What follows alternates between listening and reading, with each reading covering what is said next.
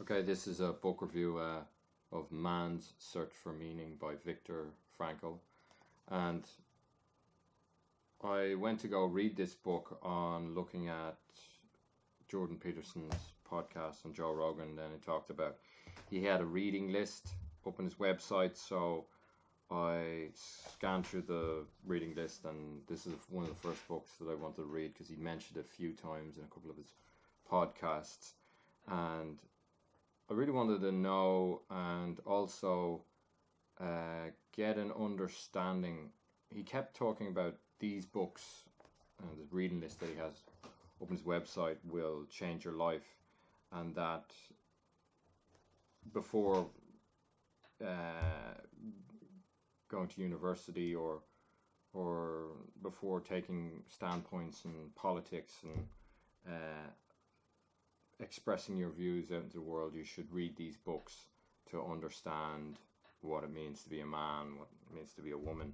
And so from then on, you can have a better grasp of who you are and how to traject yourself forward in a very confusing world.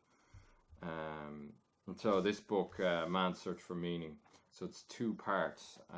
The first part follows the author Viktor, who is a psychiatrist who goes on to be a logotherapist. Must check that again. And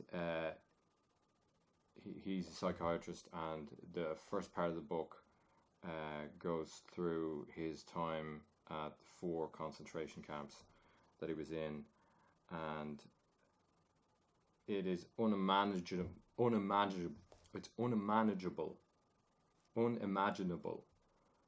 the sheer suffering that he had to go through in this book, especially during the concentration camp.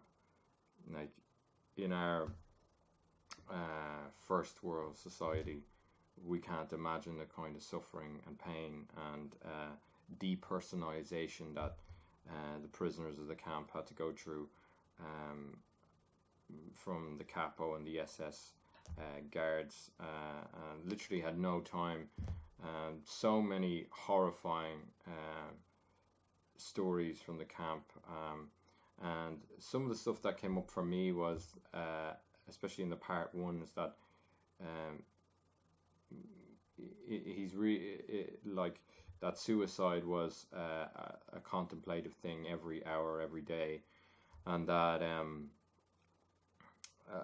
the prisoners that became apathetic towards life would go on to sooner die, in the next 48 hours, I think is what he had written down. And even under that horrific camp structure, it is important to find meaning in one's life, even under the most miserable circumstances. And when Jordan Peterson talks about, you can't imagine how horrific the world could be, this is a glimpse into how horrific it can be, which made me reflect that, like, whatever problems I have are not half as bad as they could be in a concentration camp situation. So it's a good perspective of a world that I completely don't know, I'm completely unaware of, and so it made me be more empathetic about my own suffering. Okay, so we suffer, if you go by the ideas in this book, which is mainly about suffering, and then and that suffering is a huge part of life, and every man, it says in this book, every man has his own suffering that no other man will know. I'm paraphrasing now, but suffering is individual to the person, bar nobody. No one gets away from this idea. So if you know that, you can move forward and think and not be ashamed about your suffering, which is great. This book really nails that down, that you shouldn't have any shame about suffering and not feeling good, and not feeling happy, because it stresses that the emphasis in the, especially in the part one of the book, that happiness shouldn't be the goal, is that striving for meaning, one's own meaning, and that's individual to the man, and that's why it's important to understand one's own psychology, so that they're not a puppet from the mainstream ideas and popular philosophies, or pseudo philosophy, pseudo psychology ideas at the time, and that when a man, even the search for meaning, and when he finds what that is for him, that will allow him to bear the suffering. So Victor references philosophers like Nietzsche and Jung in this book. So part one is mainly about his story and how he dealt with the horrific events of the concentration camp, and how difficult that was for him to, even he came from a psychiatry background, even with all of that knowledge, the day-to-day horrifying events of working constantly, getting in an ounce of bread a day with half a cup of watery soup, being starved to death, being punished for absolutely no reason, being given out to for no reason, and trying to justify the unfair situation at hand. It was a complete internal battle and meaning of the self. So that was part one, and then at the end of part one of the book, it goes on to say when he leaves the concentration camp, and part two is less of a narrative, less of a story, and more of the philosophical ideas of the book. Some of the takeaway points of this book for me, in the context of what Jordan Peterson's podcasts were saying, was that loving someone else, there's 3 points of meaning: loving someone else, and striving and truly experiencing who they are, bearing the suffering, and having meaning, a subject, a self-driven, creative drive to give man meaning.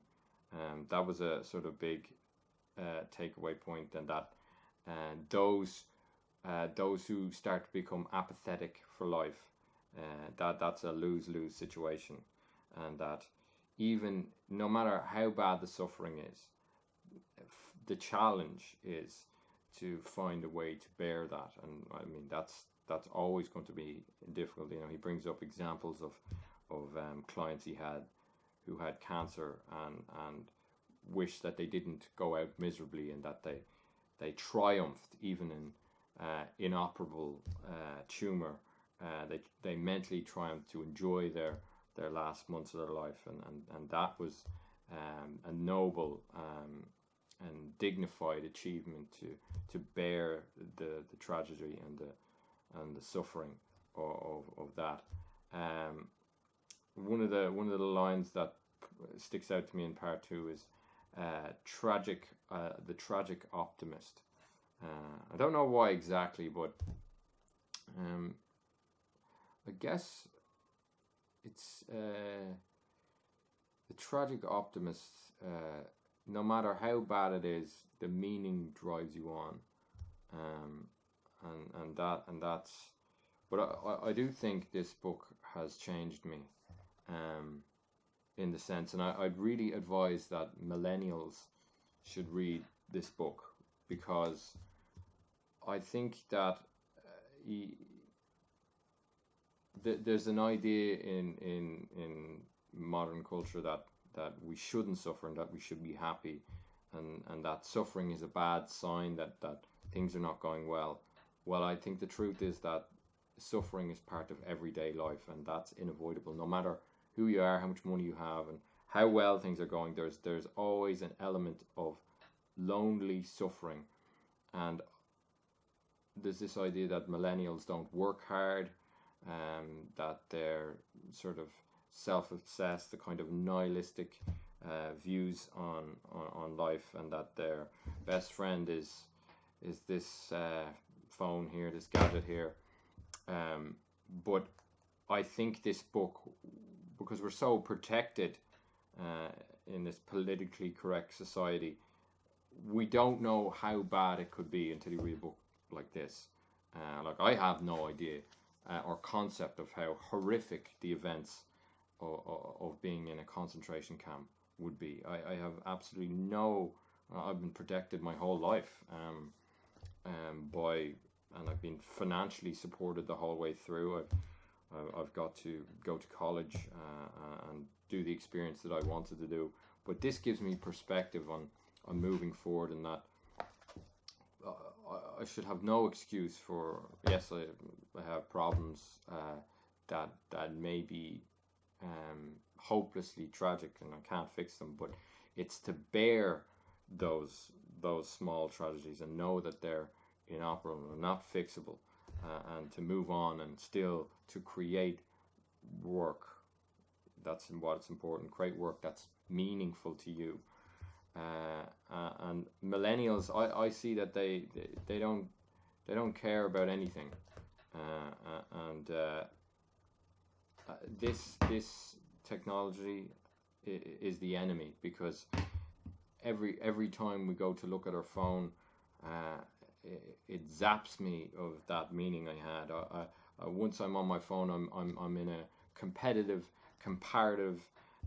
world where I'm comparing myself to people and their successes that I don't have, and it leaves me feeling hopeless, even though I get a hit of dopamine every time I look at this soul-destroying device.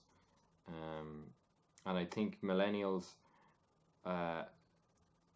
they have so much support around them, whether that be they're never bored, they're never lonely, and because they have all the answers via Google, I think that makes us not search for meaning in this current world that we live in. We're not searching for the meaning because we can just Google it, or millennials can just watch another YouTube video and forget about what their personal meaning means to them.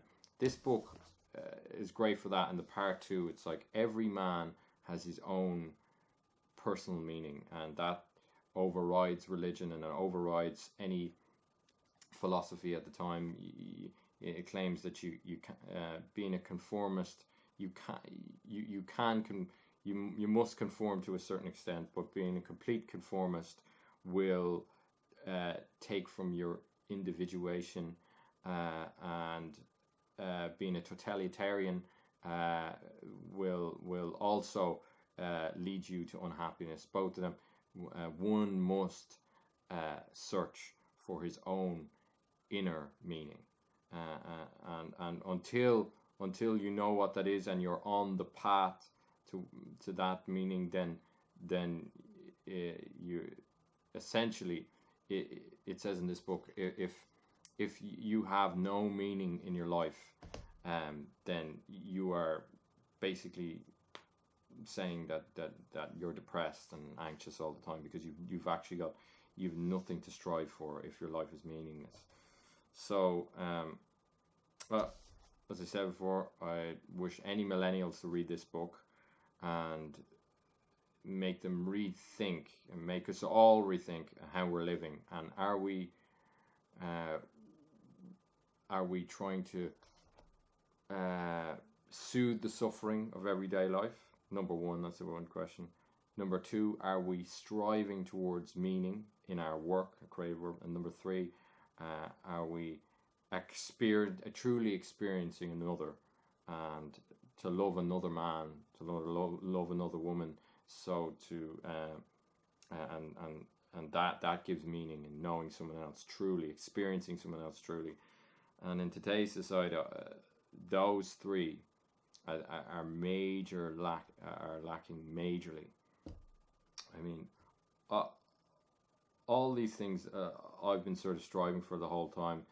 And the second I go on my phone, I look on the news feed from any social media, they drain me. They take from me that which I want from that true meaning I want from myself. I don't want to spend my days on my phone. I want to spend my days aligning with my own true inner meaning. And if I can strive towards that, the suffering comes down somewhat. So that's my review of Man's Search for Meaning. I found out about this book on Jordan Peterson's website and his books that he should recommend, and I'm going to do another video soon enough on A Brave New World, which I'll read in the next few days, and I'll do a review of that book as well.